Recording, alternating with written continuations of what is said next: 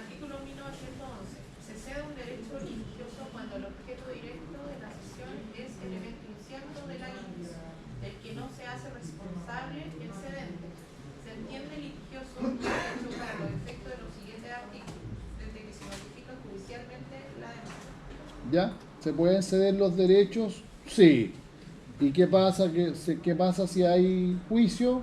Se pueden ceder, pero bajo esa calidad de derechos litigiosos, ¿ya? Y ahí quedan sujetos a la incertidumbre de la litis, ¿ya? Por eso es importante, porque el cesionario podría intentar después algún tipo de indemnización, ¿cierto?, respecto de la cesión de derechos en el momento. Este derecho es litigioso, así que está sujeto, como la norma lo dice, al evento de la litis. Ya, esas son las consecuencias de la notificación de la demanda, que es el primer trámite o el primer paso del emplazamiento. Bien, notificación legal. Y en derecho procesal propiamente tal, previene en el juicio 10, número 2, Código Orgánico de Tribunales 150 CPC. Veámoslo, por favor.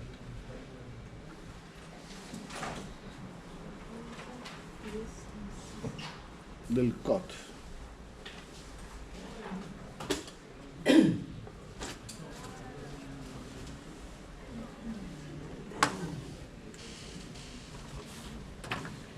Artículo 150. ¿Será juez competente para conocer el nombramiento de tutor o curador? Del COT. Reclamada su intervención. Reclamada su intervención en forma legal y en negocios de su competencia, no podrán excusarse de ejercer su autoridad, ni aún por falta de ley que resuelva la contienda sometida a su decisión. ¿Ese es el inciso? 2. 2, perfecto. Y 150, CPC. El juez será juez competente para conocer el nombramiento de tutor o curador y de todas las diligencias que, según la ley, deben preceder a la administración de estos cargos. El del lugar donde tuviese su domicilio el pupilo, aunque el tutor o curador nombrado tenga el suyo en lugar diferente. El mismo juez será competente para conocer de todas las incidencias relativas a la administración de la tutela o curaduría, de las incapacidades o excusas de los guardadores y de su remoción. No, eso no es. La sentencia que Es el CPC. La sentencia presente que se extinguió haya no habido decisión extinguirá las acciones a que se refiere con relación a las partes implicantes y a todas las personas a quienes habría afectado la sentencia del juicio que se pone fin. Ya. Hace retroceder los efectos de la sentencia. ¿En qué sentido? ¿En qué sentido? La sentencia, ustedes saben que nunca uno puede tener claridad de cuánto tiempo va a durar el juicio ni la fecha en que se va a dictar. ¿Cómo sabemos el detalle de las prestaciones? ¿Cómo sacamos, por ejemplo, si fuera una deuda sujeta a reajustes? ¿Cómo sacamos la cifra final? Bueno, la notificación de la demanda, el momento de la notificación de la demanda es el que fija, ¿cierto? El que fija el momento desde el cual se va a empezar a contabilizar. Por eso que no la sentencia. La sentencia declara el derecho, pero si se trata de una prestación determinada, lo que prima es la época de la notificación de la sentencia. No sé si lo han visto, se saca la cuenta, se pide la liquidación desde la notificación de la demanda. ¿De acuerdo? En el caso de deberse intereses o de deberse rentas, lo que sea. ¿Bien? Por eso que se habla que hace retroceder los efectos de la sentencia, porque ahí la sentencia se declara que se debe, pero la cuenta o la liquidación de la deuda tiene como base el momento de la notificación de la sentencia. Antes de la notificación de la sentencia, ¿hay deuda en el proceso? No, porque la notificación de la demanda, ¿qué efecto produce? Estimada, y lo vimos recién. La notificación de la demanda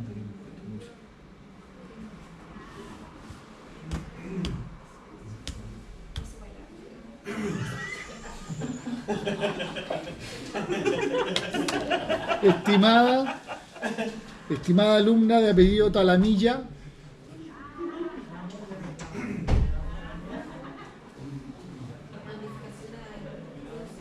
¿Mm? No, pues civil, pues. Sí. En relacionada con lo que estamos hablando. Con este efecto que se retrotraen los efectos de la sentencia a la notificación de la demanda. ¿Cuál es la explicación?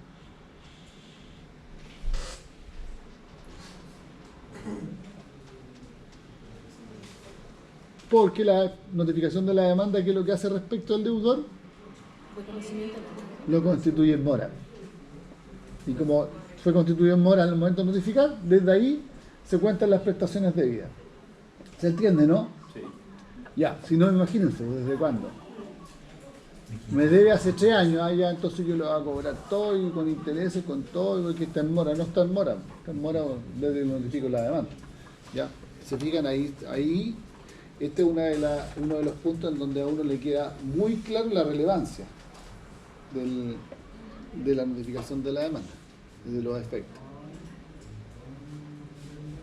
Eso especialmente en las condenatorias o declarativas relacionadas con la clasificación que vimos al inicio. ¿Bien? No así en las constitutivas porque produce efectos hacia el futuro. Claro, los estados civiles, por ejemplo, que es el ejemplo que le di, no cambia para atrás, cambia de ahí hacia adelante. ¿Ya? Igual que las declaraciones que se hagan de una nulidad, o sea, nulidades de matrimonio, que todavía se pueden hacer y demás. Bien, ¿está claro? ¿Dudas, preguntas sobre esta lámina? Vamos a terminar hoy día, vamos a ver la materia, porque nos falta poco para terminar en teoría la unidad, vamos a verla, vamos a dejar pendiente la sentencia, ¿de acuerdo? La sentencia respectiva, porque el efecto de estudiar la sentencia es mirar la materia de la unidad para ver dónde se inserta, repasar, una manera indirecta de repasar, ¿de acuerdo? Para entonces entrar el martes con la, ¿cómo se llama? Con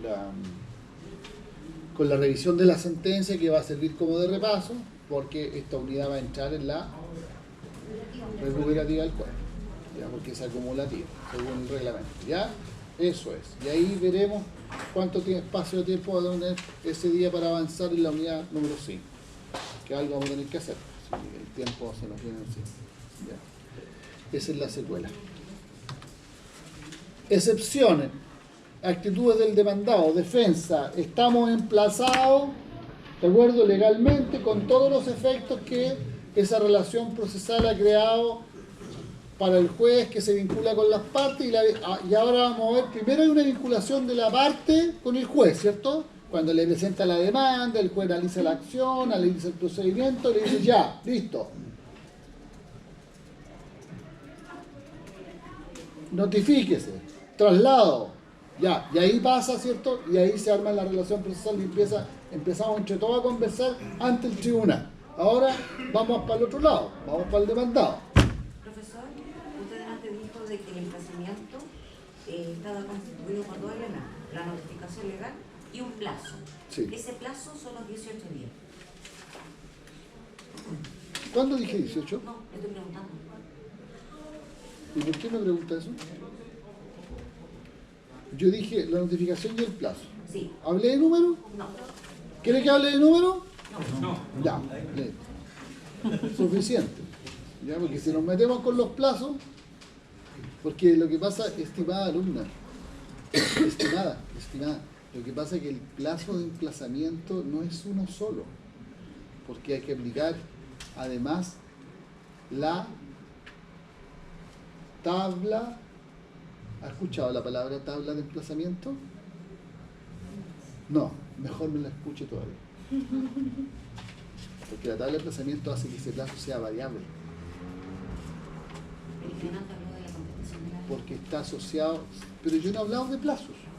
Tranquila. Ya le va a tocar cuando estudie el juicio ordinario, se va a tener que aprender todos los plazos. Y los plazos están asociados al lugar donde se notifica el demandado. ¿Ya? No, el plazo no es uno solo. Hay varias hipótesis en la ley. Hay por lo menos 3 que están asociadas a la tabla de emplazamiento. O sea, por eso no hay que meterse en eso porque esa es harina de otro costal. ¿Ya? ¿Bien? Esa es la explicación, por eso que no entro en números, digamos. ¿Ya? Bien. Aceptar la demanda 313, inciso primero. ¿Veámoslo? CPC.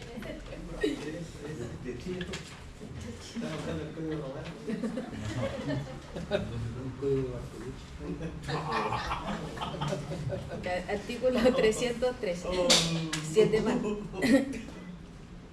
Si el demandado acepta llanamente las peticiones del demandante, o si en su escrito no contradice en materia sustancial y pertinente los hechos sobre que versa el juicio, el tribunal mandará citar a las partes para oír sentencia definitiva, una vez evacuado el traslado de la réplica. Ya, ahí hay un allanamiento que ustedes ya conocen, ¿no es cierto? Sí. Ya hemos hablado de eso, así que mayor explicación no requiere. Se pone en la hipótesis entonces en que se acepta, ¿cierto? O se allana, ahí el juez luego cita a las partes de oír sentencia, se ahorra la fase probatoria. ¿Ya? Ese es el efecto que provoca el allanamiento por parte del demandado. Ya eso ustedes ya lo sabían, pero tenemos que repasarlo acá. No dice nada, sigue el trámite en su rebeldía, ¿cierto? No dice nada porque fue notificado, ¿cierto? Y llegó a la constancia de que efectivamente fue notificado válidamente y por lo tanto el plazo empezó a correr ¿desde cuándo? Desde el día que se emitió la resolución judicial. Desde el día que nos notificaron. Buena pregunta también, ¿cierto? Desde el día que nos notificaron legalmente. Entonces, como lo notificaron legalmente, empezó a correr el plazo. Pasó el plazo. ¿Qué ocurre ahí? ¿Qué va a hacer usted como demandante? Va a pedir que se evacúe el trámite en su rebeldía. Está rebelde porque no cumplió el plazo, ¿de acuerdo? Se evacúa el trámite en su rebeldía. Entonces, se tiene por evacuado el trámite, ¿cierto?, de contestación en rebeldía del demandante. ¿Y eso qué significa? Que se allana, ¿cierto?, que se opone a todas las peticiones, se entiende entonces que niega los fundamentos y lo que sería la demanda. Y como niega, tenemos que seguir discutiendo, ¿de acuerdo? Se da entonces traslado para demanda, contestación, réplica, dúplica. Evacuado el trámite de la, ¿qué dice la ley? El 313. De la réplica. Claro, porque como el gallo no contestó, se espera que duplique, ¿o no? No. Por lo tanto, evacuado el trámite de la réplica, y usted como demandante, ¿qué va a decir en la réplica? ¿Qué va a decir en la réplica usted como demandante?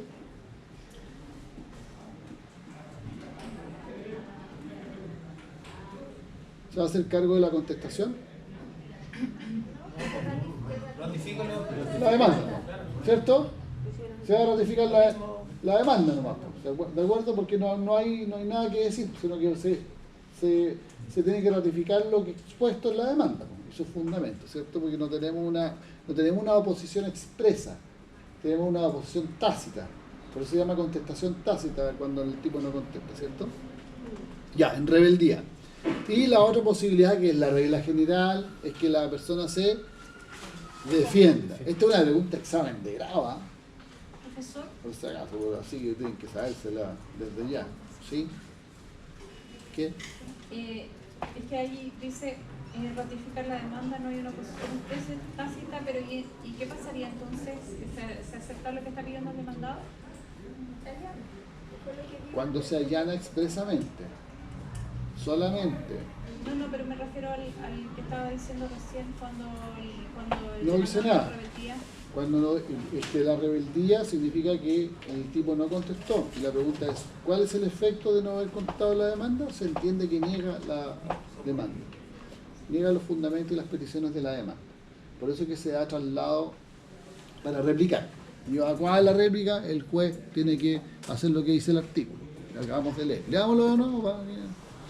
313. Si el demandado acepta llanamente las peticiones del demandante, o si en su escrito no contradice en materia sustancial y pertinente los hechos sobre que versa el juicio, el tribunal mandará citar a las partes para oír sentencia definitiva una vez evacuado el traslado de la réplica. ¿Bien? Sí, gracias. Ya. Y la posibilidad más normal, más natural es que se defienda. ¿Cómo se defiende jurídicamente un demandado? Bajo esas dos modalidades, presentando meras defensas o excepciones. Son términos técnicos. Las defensas en general van a ser negaciones a la pretensión contenida en la demanda. No le debo plata a este caballero, no lo conozco, no tengo ningún vínculo con él, no tengo la cosa, no me la prestó. ¿Con reivindicar, profe? ¿Cuál sería la? ¿Con reivindicar? ¿Contestación? No entiendo, la pregunta está más formulada. ¿Cuál es la duda? En virtud, por ejemplo, con la defensa. ¿Tienes duda respecto del nombre de los trámites, Sí. de la discusión? Claro. Demanda, No. contestación, La defensa. réplica y dúplica. No, la defensa en general. Cuando uno, Técnicamente se dice que uno se defiende o contesta en general con dos capítulos distintos, aunque no los distinga, con excepciones o defensas. Con esas dos posibilidades. Cuando yo solamente opongo defensas o cuando opongo defensas, solamente lo que hago es negar. En cambio, cuando opongo excepciones, me acojo a las excepciones que el código establece como catálogo y las alego en forma. ¿Ya? Es distinto. Lo que pasa es que la ley hace esa distinción porque las excepciones, como son posibilidades de defensa nominadas, o sea que la ley las establece expresamente, tienen una tramitación. En cambio, las defensas no tienen ninguna tramitación. Las defensas son como téngase presente. Yo no le debo nada a este caballero, yo no fui, yo no soy, yo no lo tengo.